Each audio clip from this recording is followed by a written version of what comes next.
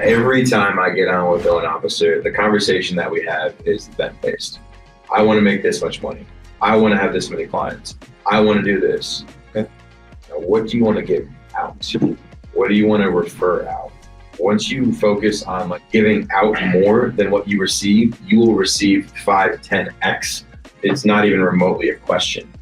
However, every single time you focus on me, and you're not focusing on we, you're eliminating the opportunity to be able to be in front of that next person. And that's the big mindset shift.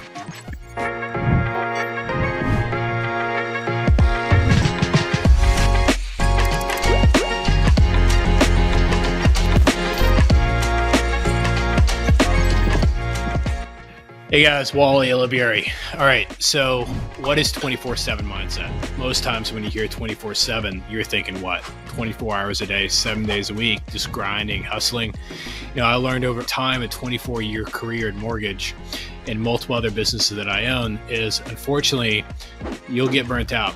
I became an absent father, I became an absent husband, and I became a poor business leader because I was trying to work 24 hours a day, 7 days a week, trying to build a business, maintain a business. When I learned how to work smarter, not just harder, by doing things the best way it could be done, instead of just simply doing my best, I learned how to work only 24 hours a week, 7 months a year, while I got paid from the business residually 24 hours a day, 7 days a week.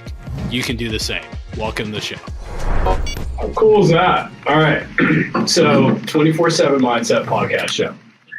Today's special for the fact of I'm going to share a few things today that I've never shared before. First, how Caleb and I met on Tinder. It's good. But the biggest thing is what I want everybody to understand is our success, 24/7 Mindset, Aspire Mortgage Advisors, me, my personal production, the hundreds of millions of dollars, so on and so on. 26-year career cannot remotely be accomplished without super phenomenal teammates that deserve as much, if not more, success than I do. Welcome to the show, Caleb. How you doing, Wally? Yeah, how'd you like that intro? It was definitely an intro. Gave you some goosebumps a little bit? Oh, yeah. Socks are halfway off now, about halfway. Oh, really? That's it. All right. So if you guys don't know Caleb, I call him Zigzag. His last name is Ziegler. So Caleb joined me, gosh, it was 2017, I think is when we started together. Just about there. And back then I would call coldly, I'd go to a realtor and pitch, and I've got a call center, and the call center will call your cold leads, Zillow leads, things of that nature, and schedule appointments on your calendar from your cold leads. And we probably got up to, it was something silly. It was like 3,000, 4,000, 5,000 cold leads, new cold leads a week coming in. So north of almost 20,000 cold leads on a month from our realtors, which is great, right? No, making 125 outbound dials every day, having to pull out 3 applications every day, 15 a week, getting them scheduled, full applications. It was, it was definitely the worst thing I've ever had to do. And what's crazy is like, we thought we hit gold building a call center to call cold leads. It was definitely it was a great idea at the time. Yeah, I've had a few of those brain farts over my career with you. I'm like, hey dude, I got a great idea, or read this book, or hey, I saw this show, or I just came back from the seminar. I do not have a shortage of ideas.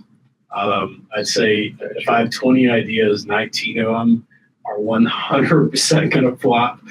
1 or 2 are actually going to like. We'll try all 20 though. Like all 20 will definitely be implemented. The one that sticks is definitely, I don't know if it's always worth the other 19 I didn't, but like, hey, it's stuck.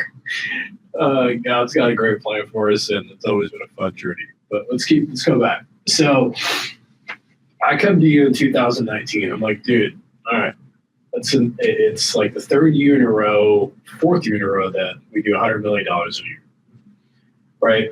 And 2019, I'm like, I got this Dave Savage guy, this Todd Duncan guy, like up my butt about database, and I'm finally starting to listen, even though that they were trying to pound it in me mentally for like a decade, and I just couldn't wrap my brain around the value from the database. And I remember sitting there, this was back in 2019, so I mean, at this recording is like 6 years ago. And we whiteboarded, now it's a blackboard, but it used to be a whiteboard in the OG days. Then it became a blackboard. Anyway, scroll on. At the house, I've got a ping board. Anyway, you're about to walk out here. I was like, we got a yellow one somewhere too, hidden in the. Yeah, the lake house was the yellow one. That was fun. But very colorful color boards. Yes, it brings a lot of creativity out, which is kind of fun because I'm like the most super boring dude ever. But it's funny because you're really not when people get to know you. It's just what's always seen, I think, on Facebook, LinkedIn, all those is the seriousness, this is the deep personality that you're going to see. And then once you can actually kind of like an onion get to the center of it, there's a lot of that creativity, a lot of that, like, I want different colored boards. I want to do colored shirts. I don't want to be like the black and white person when it comes down to it. So it's just, they got to really get into the core again. Nikki's got a great line. She says that everybody thinks they know Wally, but no one knows Wally. And some of my favorite moments is her and I on vacation of me just skipping down the hallway and like just doing dumb stuff that's just like, you probably let your hair down. But yeah, when I'm behind a camera, I'm working. I call it's work. It's not called vacation. It's called work. True. Anyway, so I want this transition ahead, and I want to give you the mic and give you control here in a second. But I want to keep framing this that, walk everybody through you going from the beginning, leader of calling cold leads, hundreds of outbound dials a day, getting hung up on, cursed out, blah, blah, blah, to when we architected together the client concierge process, which is the 7-day call after closing, the 30-day call after closing, the 6-month call, the annual mortgage review, and the mortgage efficiency checkup call, which is the 1 year and beyond. Like, what was that transition? Did you think it was like some other dumb idea that I had, or like, how do you get behind it? Because I could never have built it without your help. I think one, thank you. Two, I'd say let's start where it was originally all started, the dialing roll. Doing 125 outbound dials every single day was a nightmare. I mean, I'm not going to sit here and say it was the easiest thing. Yes, you have trip dialers now, and you can totally inflate those numbers and get up to 5, 6.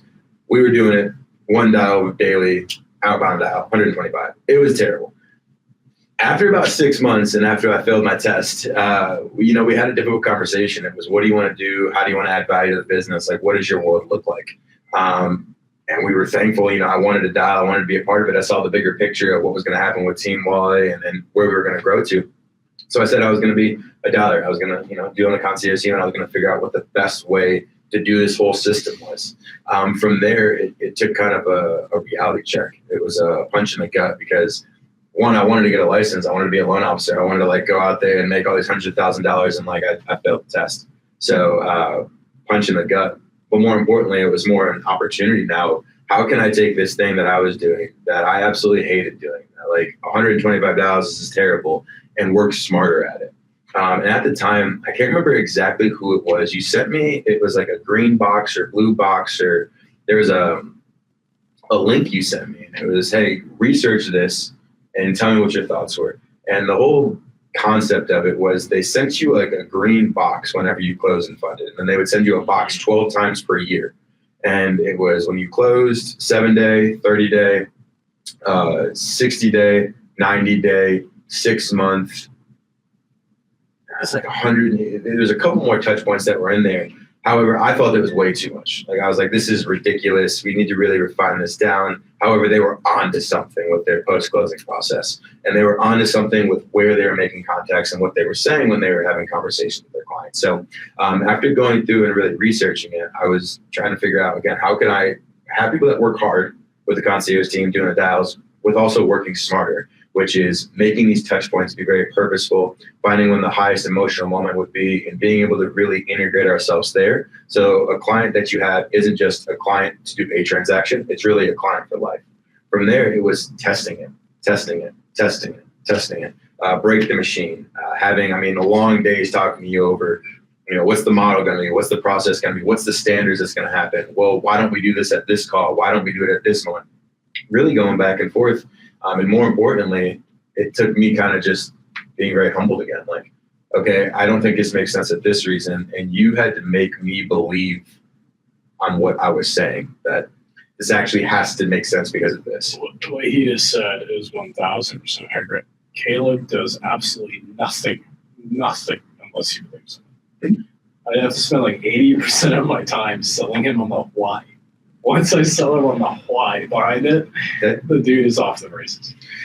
Once I got the why there, once I understood what you were challenging me for, it was really refining that 7-day call down to a trackable metric, to standards there, a 30-day to trackable. At first, we did have a couple more touch points that were in there. However, I found out it was entirely unnecessary. At that 90-day, we tried it.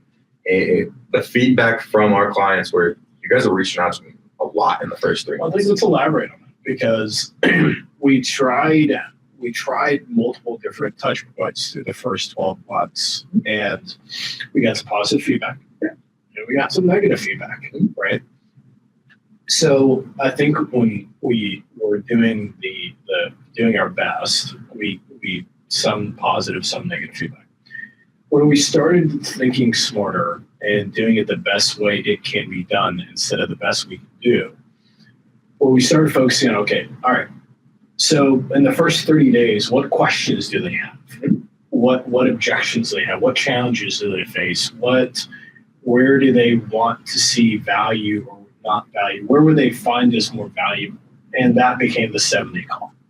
So if you can take and figure out what questions would your clients need to understand or have questions or ask you, what questions your clients call you and say, hey, over the first 30 days, what do they need to know? And you build all that in the 7-day call. You're proactively giving them the answer before they even ask the question. We reduplicated that into the 30-day call, right? So what questions do they ask us? What do they update us on? What do they want to know in the first, 90 days? That if we update them on the 30-day call, then it goes to the 6-month call the same way. So, and I also think what we did that I feel a lot of people, I was challenged to do, was take it outside of our industry. Yeah. Like mortgages, it's great. We're all in mortgage. However, everyone's going to think the same way in mortgage. What are people doing in retail spaces? What are people doing in the luxury space? Like, what does overall post-closing look like when you buy something? So my mindset had to change from just closing and funding on a home to what is emotional moments that people go through once they've gone to the house, once they've set up the bills, once everything's there, all the mail that's came in. So it was finding different industries, what do different industries do, and how can we put that into ours and separate us from the pack altogether? Yeah. I mean, there's a reason why the insurance agent calls their clients 60 days before the renewal period of the insurance. It's if they don't, their conversion rate decreases. There's a reason why we do the 7-day call and the 30-day call, because as rates keep going down, we want to be able to refinance them after they've made 6 payments. But we've got to stay in their life over the next 30, 60, 90 days. If not, they're like, who are you again? Oh, yeah, I think I did a mortgage with you. Well, you might also have to face that. Oh, yeah, I did the mortgage with you, but you sold my mortgage. Oh, the servicer, the big bad servicer. We're getting ahead of that. Hey guys, this could happen. If it does, be prepared for it. We'll let you know at that 30-day call. But we're addressing the elephant in the room versus for those of you that are waiting until it makes sense to do a refinance, you've already missed that transaction. We've had at least 3 touch points before that 6th payment was made to be able to set up a plan with them, to strategize with them, to make sure that, hey, when that servicer tries to do a refinance for you, here's what you need to do and why you shouldn't go that route. Because we're going to reach out at that 7th month mark, and the way that we set it up, here's how we're going to make it better for you. They're not going to know how we originally set it up, so they won't know how to improve it based on the way we originally structured that loan for you. Yeah, and I'd say somebody asked me a couple of weeks ago and said it was on a podcast I was on and said, "Hey, what do you if you've got to hone down? What is the one thing that's helped you build your success?" And they were asking me that question. It's not a brilliant answer, but I think there's a lot of brilliance in the answer. And the answer I gave was, I was too dumb not to quit. And I think what's beautiful about our friendship and our partnership is you've got the same quality. you and I will bang our head against the wall for the longest time and never stop. But I think that's what the beauty of coming up with a post-closing process that helped us go from 100 million to 150 million 12 months later to 200 million 12 months later, and that 3,100 loan officers have graduated from the 24/7 Mindset Academy and reduplicated their businesses. And when we see, what we're able to build, and then now you've got other mortgage companies that are implementing it, nationwide. I feel a lot of pride around that. Do you feel any of that? Definitely pride. I think more importantly, it's just how can we take it to the next level? It's great that they're doing it, and I want to continue to give back. It's just what we built before isn't going to be the same thing now. So what are going to be the things that we need to add, to upgrade, to top grade to it? Having people dial, that's great. Is there any way that we can add AI to it? Is there any way that we can add, what is a 4-step process? Can we make it more powerful in those 4 steps? Like, what more can we do with the time that we've got now? However, yeah, it's super, super powerful to see this, where it came from us just making $125 daily to we've got a team now and we've got people that really like it and believe in it and implement the process and have the 6 lanes from it. It's so much more than just what it is. It really is a process now. So before it was just a model, and we've turned that model into a process that we duplicated. I think also, before, candidly, in full transparency, interest rates were decreasing. So a lot of it was, hey, how do we build a model or a system or department that help you generate more commissions? As we matured through that, we understood that we can build a model or a system that helps us generate streamlines of commissions. And, that's where the 6-lane highway was birthed. And let's talk about how's the Client Concierge team, which is one of the lanes of the 6-lane highway, how has that evolved? How has that matured when 6-lane highway came out and helped bring it? Yeah, it's definitely matured in a lot of different ways. At first it was all about how can we get as many appointments on someone's calendar, period. We can get people at bats, give people at bats. However, it's just like you said, well, when interest rates are going down, super easy. You guys get an appointment, you guys get a loan, you do a rate term, you do a cash out, high five, get a commission. Well, how do you do that exact same thing when rates go up? That's where the Client Concierge and the 6-lane highway kind of evolved. You can still take those appointments. You will not be able to personally do anything with that appointment. What you will be able to do is to create opportunities for your affiliates or your partners that you're working with, your CPAs, your financial advisors, your will attorneys. And it really took that aha moment where we were benefiting so much when those rates were down and they were low. We weren't giving back. We needed to change this. The same way that we were chasing a commission, chase a realtor, chase a deal, we need to switch that mindset. We need to give out so much deals that there are deals coming to us just bountiful because we gave out so many. And that was the aha moment that happened with these calls. Don't just have to be a way that we benefit. There are ways that other people can benefit as well. Who can it be? Those are the 6 lanes. And I even talk about on a lot of my coaching calls, hey, there's an other lane if you guys wanted to unpack that. It could be a roofer after a hailstorm. It could be fencing after a hailstorm. It could be multiple different things. If you know a gardener, if you're in the real estate field. However, it's the 6 lanes that we want to start that fundamentally will build for your wealth in your future. Then you can always come up with circumstantial ones. And so the other day, talk about how wedding planners was one of their lines. I'm like, dude, found it. I don't care. I don't care if your highway is a 3-lane highway or a 30-lane highway. But she had an in with wedding planners, and she said that number one thing that their clients do after they get married is buy a house, which I thought was brilliant. I'm like, dude, I need that. That's a huge job, right? And before we get too far deeper on the 6-lane highway, your coaching, your courses, and your curriculum, what I want to focus on a little bit on is adopting databases. And I said this early in the show that Caleb is, I'm paraphrasing, but is like my arch enemy when I try to move too fast because he won't move with me. I've got to slow down to get him to buy into the why. And if not, then he doesn't do it. So I remember I had to get creative with you once. And it was about databases. And as you get to know Caleb and me, once something works, we like double, triple down on it. And once we had success with the Client Concierge team, I had to put an ad out, and we have 3 Client Concierge teammates dialing like within like a 60-day span. So we go from making the team doing 125 outbound dials to like 375 outbound dials a day. I remember literally one calendar day, one 24-hour period, I had 21 locks in one calendar day.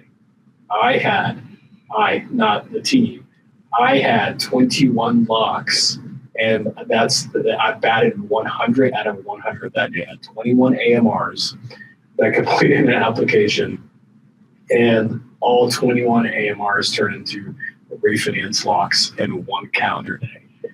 So I'm like, dude, like, Caleb, we got to get a 4th, we got to get a 5th dialer in here to load in my calendar, and we're just going gangbusters. Caleb said no. And he said no because what I love about Caleb is he said no to me because he was looking at facts. I had like commission breath. I had the focus of like, hey, how can I close my loans? And I remember he came to me and he said, dude, look at the math. Here's the math. I mean, you've got a database of like 2,000 households, 2,000 past clients. We're peppering the bananas out of these people. We're calling, making 375 outbound dials a day. You got a pickup rate of about 20%. So, and then the scheduling rate of about another 20% from that pickup rate. And the challenge with that is he was running through my 2,000 past client database like it was no borrow. And I'm just like, shoot fish in a barrel. Well, but you run out of people to call. And I remember having that conversation with you, and I said, all right, so you're telling me no, but we're not going to. No just simply means I've not added enough value yet to get a yes. AKA, I've not sold them on a greater vision. I said, what if I can go get us more databases?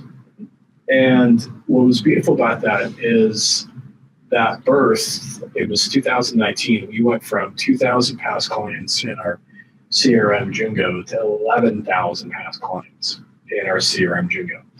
And it wasn't because I closed 9,000 loans that year. It was 100% because I went adopting my CPAs databases, my financial advisors databases, my family will attorneys databases, my realtors databases, my insurance agents databases. And I was flooding all these partners with referrals and putting revenue in their pocket. But I wanted access to their database. And a big key of us being successful going from $100 million in loans in 2019 to $150 million in 2020 to $200 million in 2021 is learning how to adopt databases. So let's go down memory lane a little bit. I mean, almost want to say you wanted to pound my face in, but like you were frustrated with me because I kept on wanting to drive forward, but you run out of people to call. How can they learn from that so they can reduplicate that success with the help of database? Man, it's really difficult. I would say, like, you stay factual. Yeah, I think you have to have the end in mind, and it goes back to originally like tracking. A lot of what I'm doing when I'm building something, when I'm trying to build a model, build a system, create whatever, I have to know the why, because the why is going to lead to what makes trackable metrics, what makes something unemotional. And a lot of loan officers, you alluded to it, have commission breath. Well, all that is, that's emotion. That's a ton of money coming into your bank account. That's endorphins going off. That's a high. Now, how do we stretch that and factually go, hey, well, that's great. You closed 21. You got 21 locks. We're going to close those. Now, what are you going to do 90 days from now when you can't close these people, or the next 6 months when we can only do the 7 and 30-day call for them? What's next in your mind? Well, that's the conversation we need to have. What's next? So how can we factually come up with a plan that we know how many people we need to call? We know what type of conversation we need to have. We know what conversion rate we need to get. And then we work backwards. That's been one of the coolest things that I've seen you do every year at the end of the year, is working backwards to be able to figure out if this is my goal, and this is my average loan amount, this is how many people I need to serve. If this is how many people I need to serve, this is how many referrals I need to give out. If this is how many referrals I need to give out, what percentage needs to come from CPAs, financial advisors, will attorneys, from my normal realtor partners. Okay, if these are the referrals I need to get, how many referral partners do I need to have? Okay, before I answer that question, who do I currently have and what am I receiving from my business this year? Am I going to meet with all of them and am I going to get the same business or less business? Okay, and now I have that answered. Okay, so based on my current year and my volume, this is how much business I'm currently getting. This is what I need to go get. I took that same thing and just worked it on the concierge team. So just for the record, you think I'm okay at my job? Sometimes. Yeah. Monday through Friday, weekends a little bit different. Yeah, for sure. I don't even know what a weekend is. So I think what's awesome about that is, you got to learn that at a young age. And you joined me at sophomore in college. And as you grew up in the ranks of Team Wally and now of Aspire and 24/7 mindset, how have you been able to bring that? And that taking a huge, big goal of what someone was accomplished, reverse engineering, creating in bite-sized pieces that become KPIs we have to track. How's that worked out for you? I think I attribute a lot of it candidly to our conflict, because us being very D-type personalities and very driven with the results, it stemmed from a lot of passion, which again, passion, it's considered an emotion.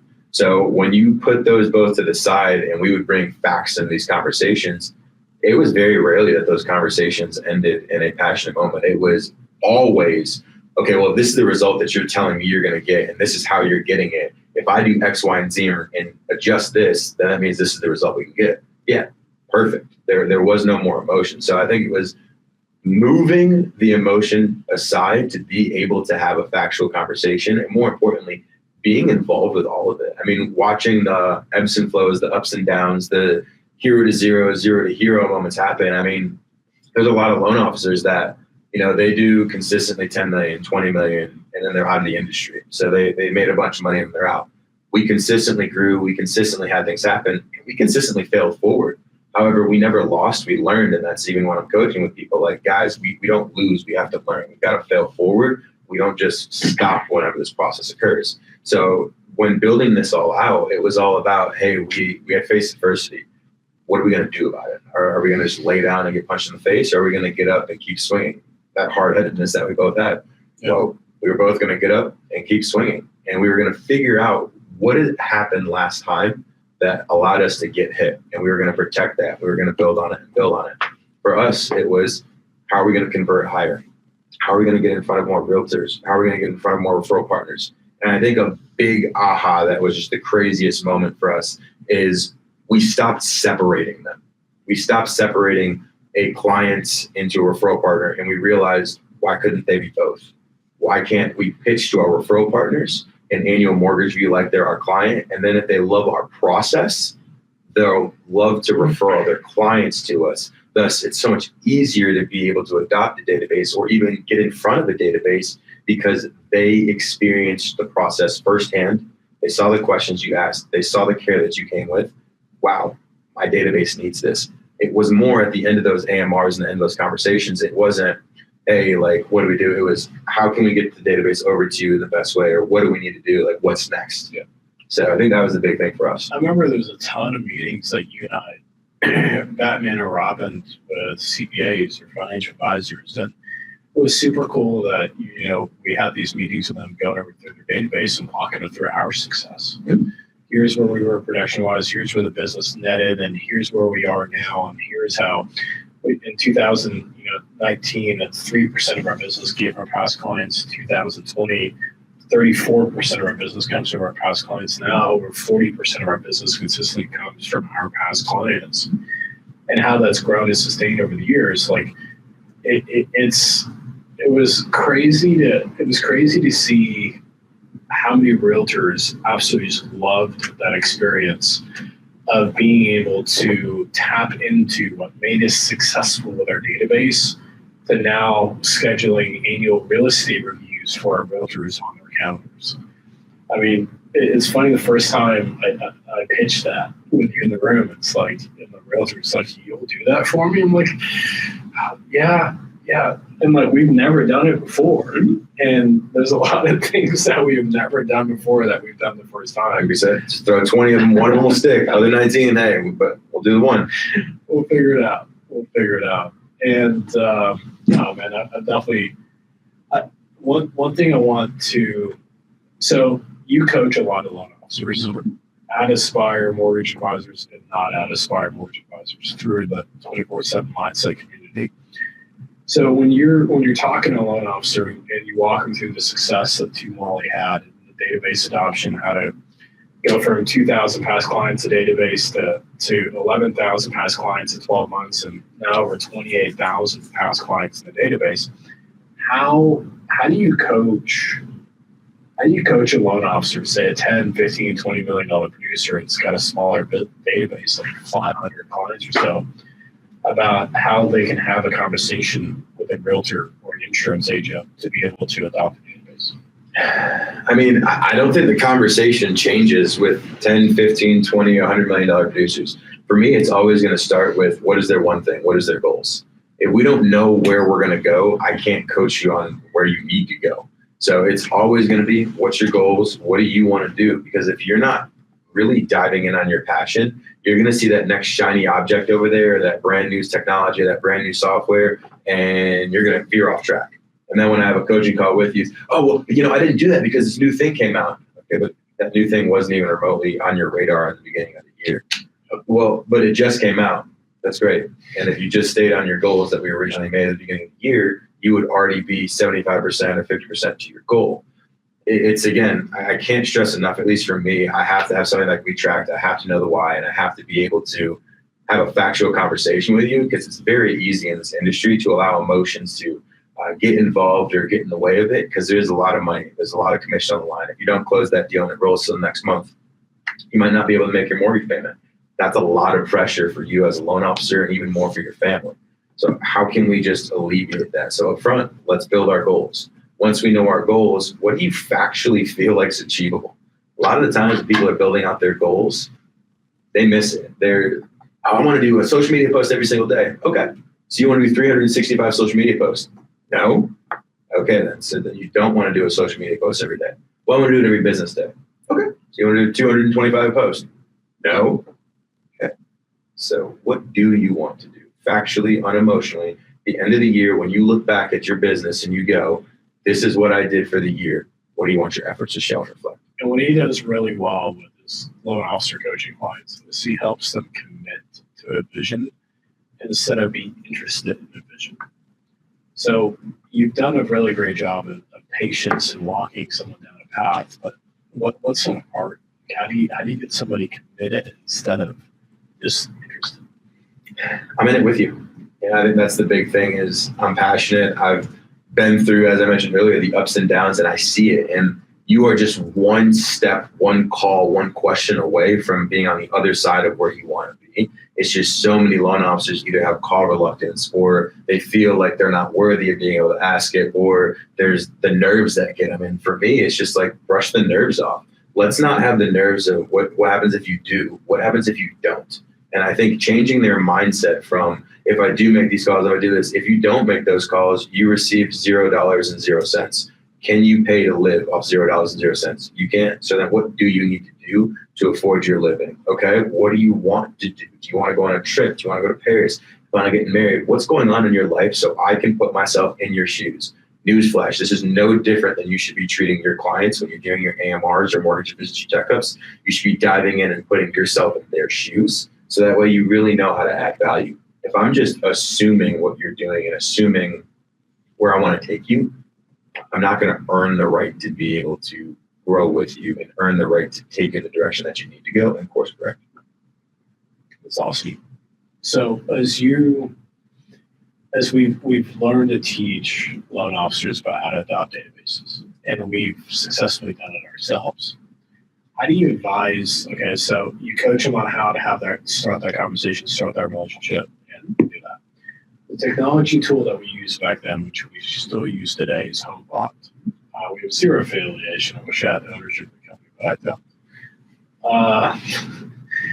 But I think a lot of loan officers out there have used HomeBot. They've used My Home IQ. My Home IQ is the other one. And, as they look at that, it was always an easy conversation with a CPA or an insurance agent or realtor. Hey, talk to me, what technology tool do you use post-closing to stay in relationship with your past clients? It's crazy, like 10 out of 10. Like, what do you mean? Yeah. Well, do you have a technology? Do you have a technology tool that you can be on the same page with, that you can share messages with? They communicate back with you on. You share data to them that keeps you engaged with your past clients. No, well, what do you have? And we started the conversation talking about HomeBot, and I was always what worked for me, instead of telling them, is showing them. Yep. And creating their HomeBot for them on the spot, and we pull up the digest and we go through it together. And I just simply started doing a small mini mortgage efficiency checkup call using the HomeBot link, and it was customized. And I was like, imagine if we do this with every single one of your past clients. Like, what would that rapport look like? What would that relationship look like? But most importantly, what would that retention look like in relationship, right?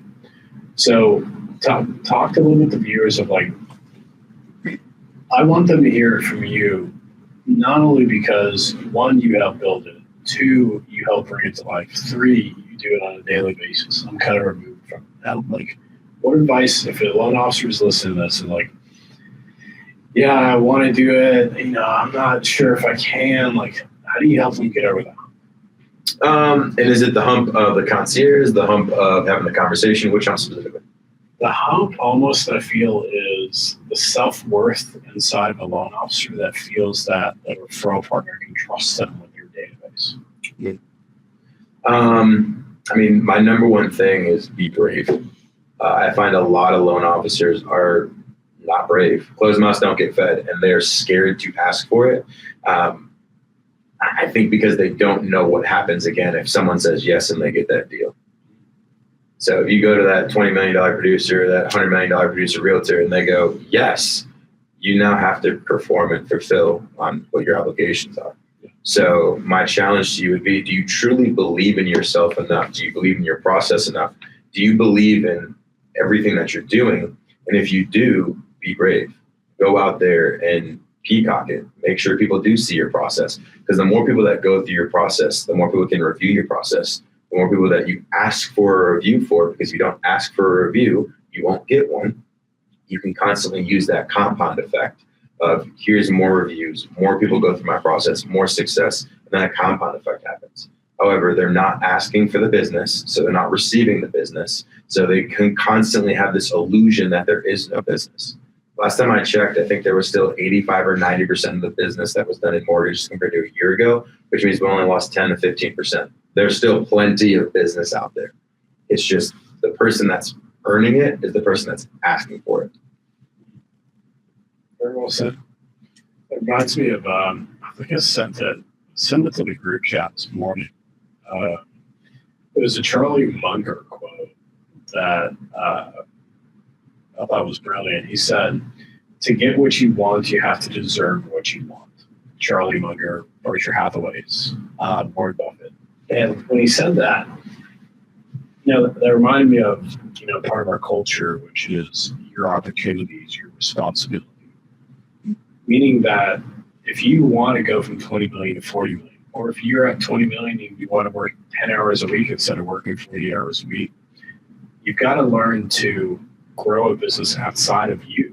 And I think once we learned how to build a business that was built on systems, that was built on a lead generation tool, and instead of built on our talents, we started building off our skills, the business was rocket ship. As a loan officer out there that is banging their head against the wall and doing business hard, realtors, what advice do you have for them to break out of that?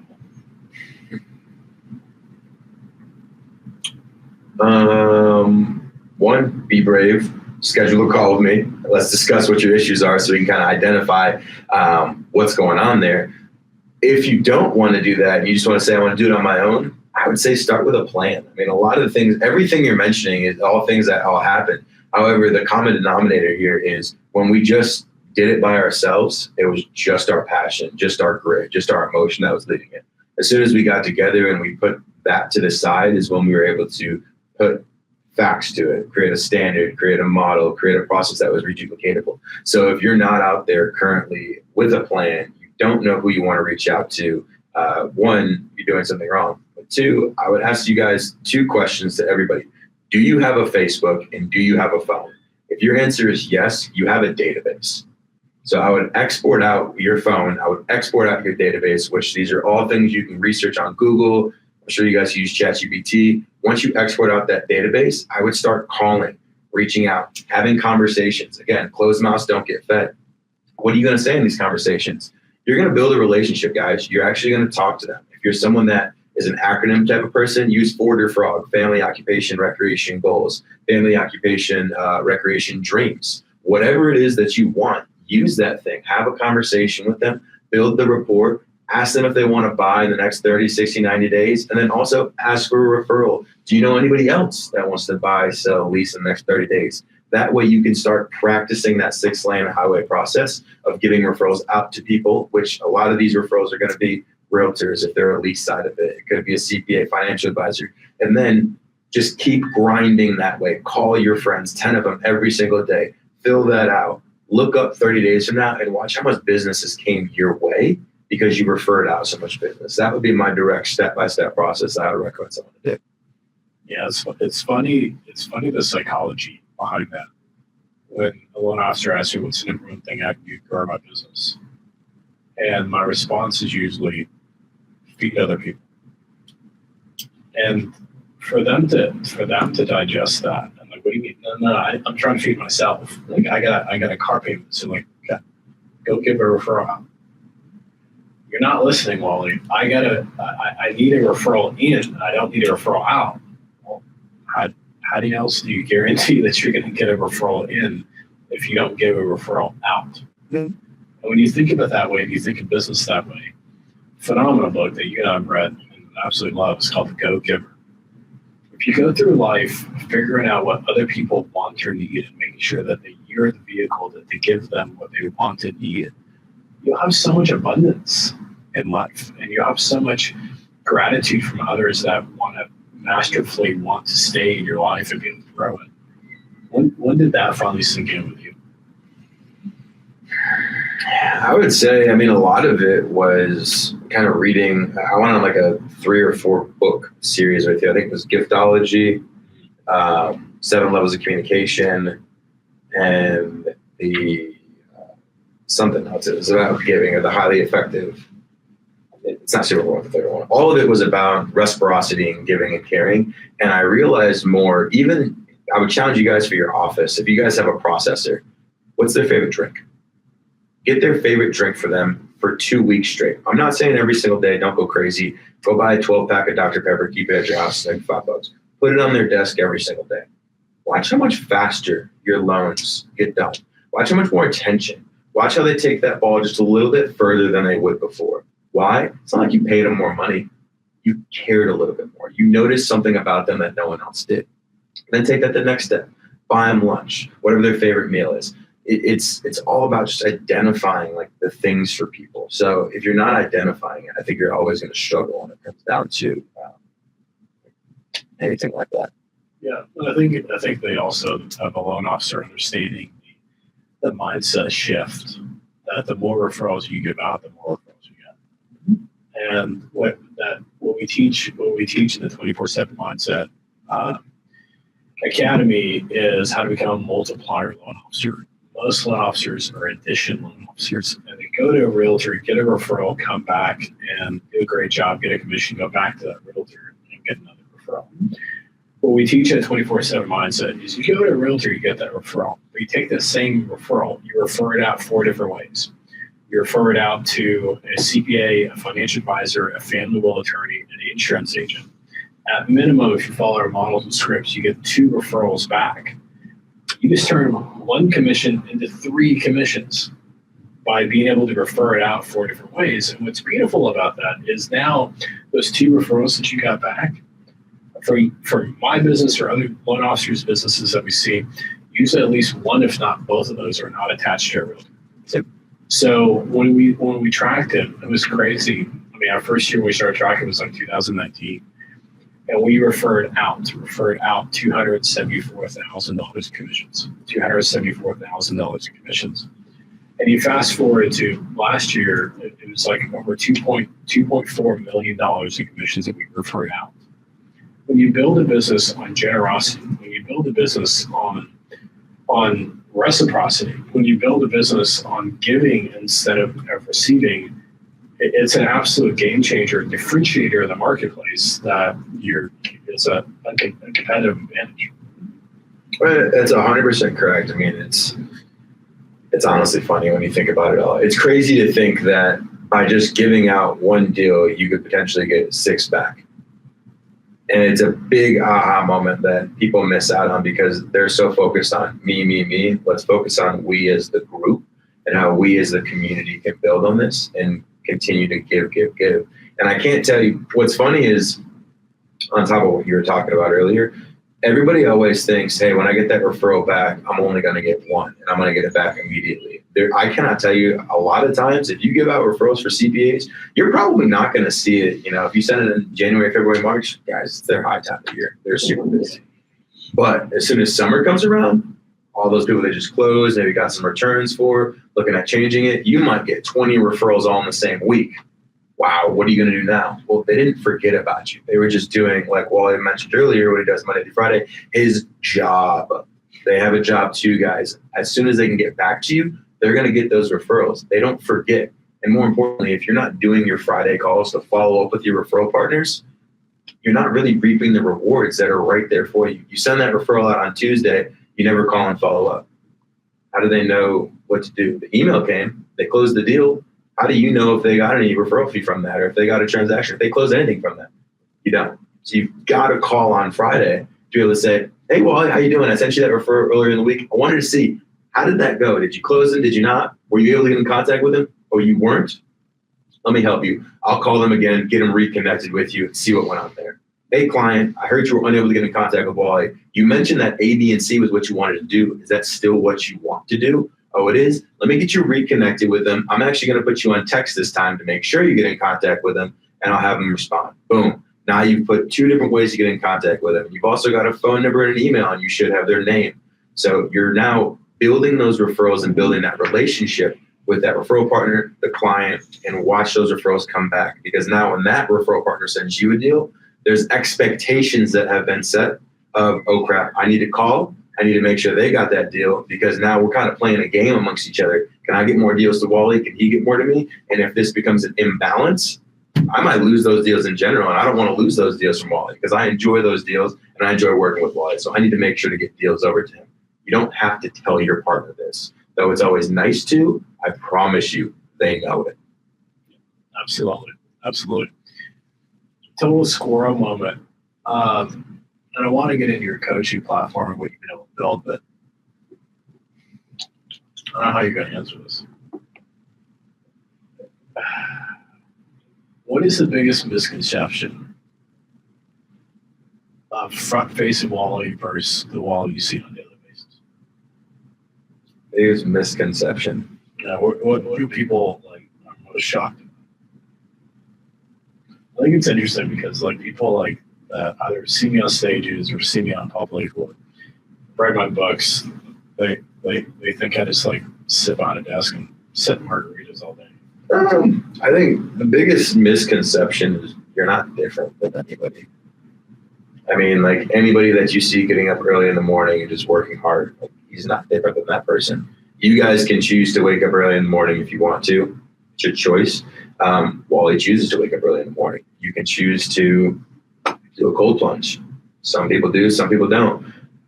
You can choose to be in the office by 7 o'clock, have your meetings back to back, be very precise and have your notes there. Some people don't.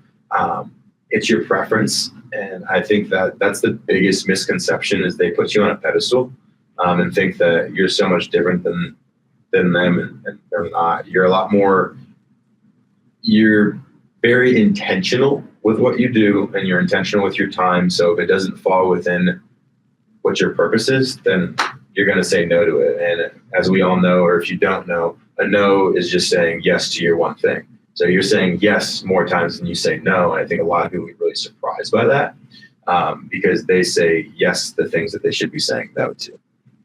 So there's really no difference. And I mean, I laugh all the time because I was just literally talking to Rachel about this the other day where I was like, you know, I got this song from Wally. And she played the song and she's like, I came from Wally? Yeah, this is System of a Down song from Wally. Like, very random at 7:30 in the morning. I've got Systems of a Down just jamming out from Wally. Totally curveball. Like, wouldn't expect that song to come from Wally or Wally to listen to System of a Down. However, he sent it to me. It's funny. And guys, by the way, he's a real person. He listens to real music. So it was a laughing moment where like people just think like, well, he listens to Mozart and like jazz and just 24/7. That's it. Like, no, he listens to normal songs, Red Hot Chili Peppers, System of a Down, 3 Days Grace. Like, he's a person. He listens to music. It's just funny that people always do this. And when they ask me questions like, oh, what's Wally like? I'm like, you ever just sit with your friend and hang out? What is it like? It's not different. It's funny, the last probably 4 to 6 weeks or so, I've been listening to nothing but like 90s rock. And that's where that System of a Down came from. Rage Against the Machine. And this morning I was going some Nickelback. And I mean, last week was all about Creed. But, you know, just kicking it old school because it reminds me of like being 19, 20 years old. Getting in the mortgage business, not knowing a flipping thing, but door knocking houses, door knocking apartment complexes, handing out flyers, putting sticky flyers on cars just to get mortgages. And I remember how hard I worked back then to make like nothing, but the character it built. And this next phase in my career, this next chapter in my career, I'm channeling that inner hardest working person in the room because I think I've grown to just focus on being the smartest working person in the room. But if I can channel being the hardest working person and channel being the smartest person working in the room, I mean, the success is bananas. So, Rachel, think you listen to this song? No, it was very funny. She's like, why are you laughing? I'm like, this is a song I just got Wally. 7 o'clock in the morning. All right, I make sure not to send you more songs. It was just so funny. It was so unexpected. I mean, for the record, like last night, I sent a Carrie Underwood and Chris song, Champion. If you don't know that song, it's an awesome song.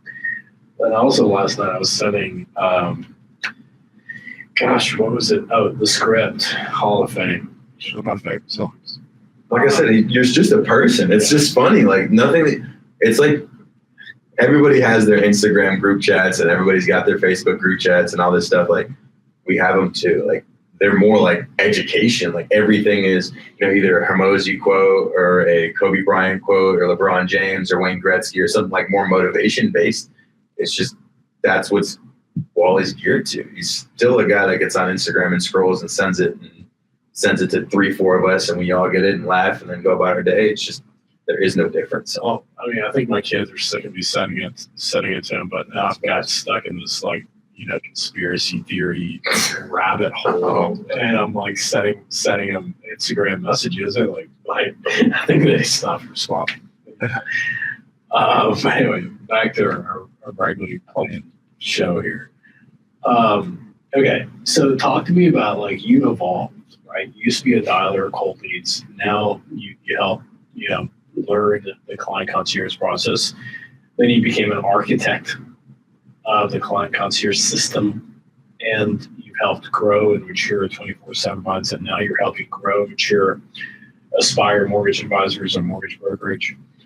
Like, and now you become a 24/7 mindset certified coach. What's like, as you're coaching loan officers now, what joy comes from that? What's your style like? Like, walk us through like the vision for now you being a 24/7 mindset certified coach.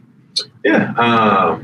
You know, I think my style would be, very direct and purposeful and intentional.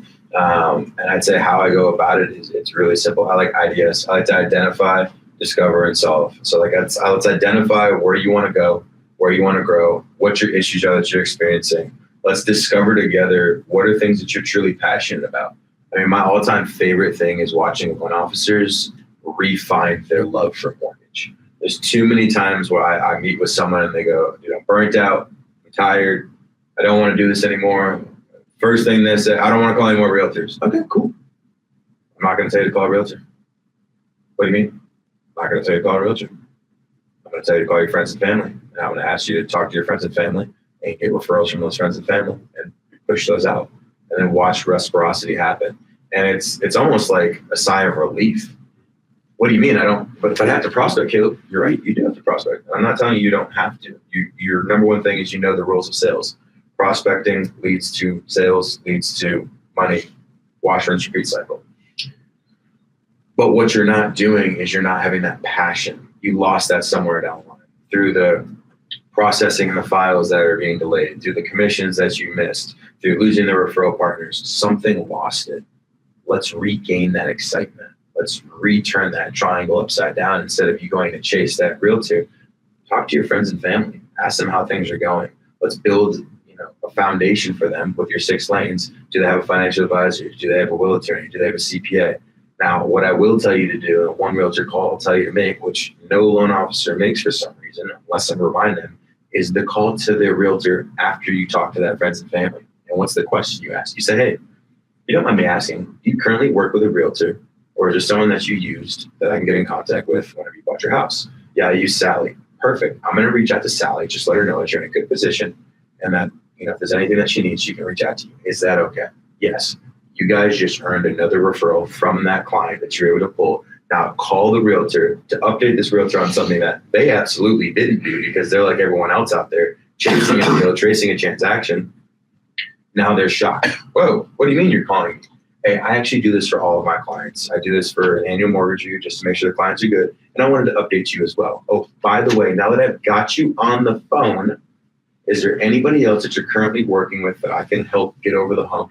Or is there anybody that I can do an annual mortgage review on and then update you on them as well? Now you're pulling that referral from that realtor partner that you got from your client earlier. That was a referral as well. That's when that compound effect starts happening. However, if we don't have that emotion, that passion up front, it's going to be very hard for you to want to do those calls, which that's what I try and do. And that's what I'm very successful at trying to reinvigorate with you guys is that passion. So you've had so let's leave the loan officer's name out of it. But you've had some massive success with a few of your go-to clients. But the first one that you did, I'll tell you the state he's in. He's at Light, so you know already I'm talking about. What are some successes that you had like the first 30 days? Absolutely. I think the first 30 days, the big success that we had was we identified that he was missing partners.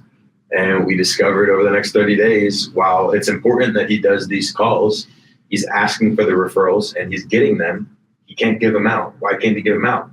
He doesn't have a partner. So while I was challenging him, it was, hey, go out there, get a partner, go find these partners, find a financial advisor, find a will attorney, find a CPA. 30 days later, the conversation changed a lot more. It was, hey, I've got these partners now. Okay, did you learn from these partners at all? What do you mean? Do you know what a CPA does? Do you know other ways other than them just filing their taxes, which there's so much more a CPA can do for you other than filing taxes? Did you ask them? Did you learn? Well, I learned a little bit. Okay, I would challenge you over the next 30 days while you're still giving these referral partners out, meet with them, learn about what they're doing, learn about how they're having these conversations. So now you can add additional questions in there.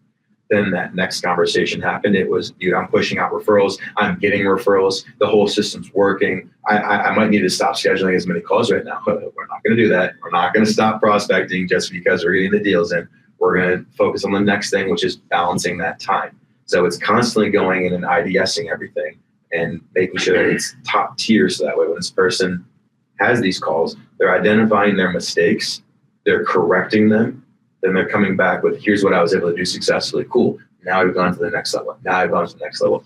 What's also super neat about that is, I remember when we looked up his production on Reddit, it was like $25 million a year. So he's not a small fish. And what's neat about that is like it was all like muscle. None of it was a database. It was all like hustle to get realtors. And when you looked at it, like the first 30 days with you,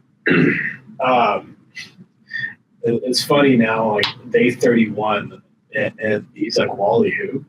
Because if you remember, we pitched him on Wally and Caleb were going to coach him. And Wally was going to be on the coaching calls, and before you know it, he was like, Wally who? And it was like, I just want to coach with Caleb. And the feedback I got was really great about your coaching. But the first 30 days, he was able to generate 4 different referrals that he sent to his realtor partners. One was a $9,000 commission. Actually, yeah, $9,000 commission. Another one was additional $9,000 commission. So, and then a buy and a sell. Total $48,000 in commissions he was able to generate for referrals to his realtors, because Caleb's Client Concierge team was calling his past clients. He doesn't work at our mortgage company, but was calling his past clients and scheduling the mortgage efficiency checkup calls.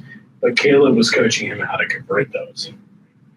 So I'd say, my last question, I want to give you closing thoughts. If you're listening, talking to loan officers out there, and you've had a lot of successful loan officer not calling the database, then they call the database and they've got all these like referrals to hand out.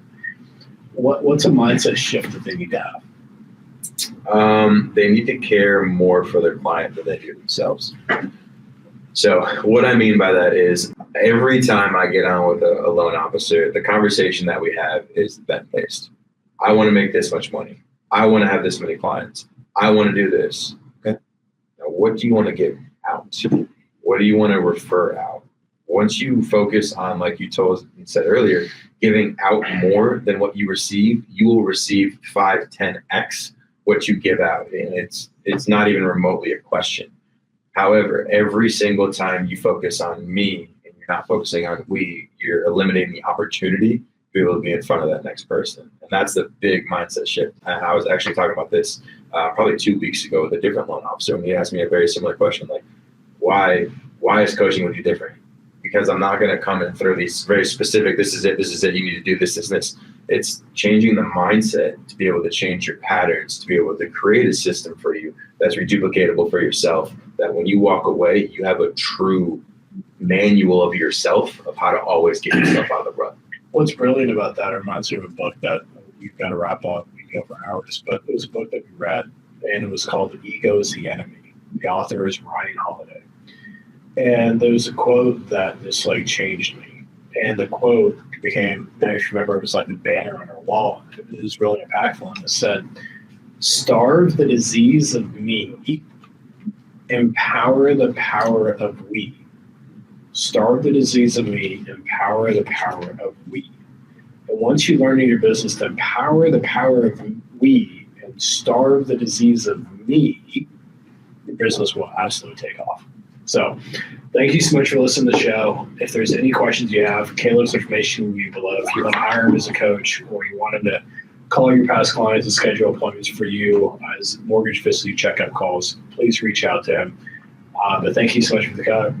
Love you. Thank you so much for help, Caleb, as always. And we'll see you guys soon. Thank you. Have a great one. So thank you so much for listening today. It means a lot you took time out of your day. I don't take that lightly. Understand very clearly that you're very busy.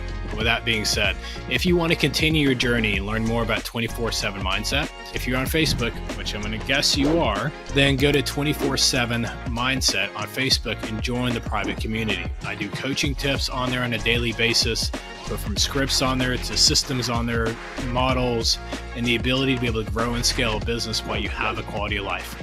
Hope to see you there.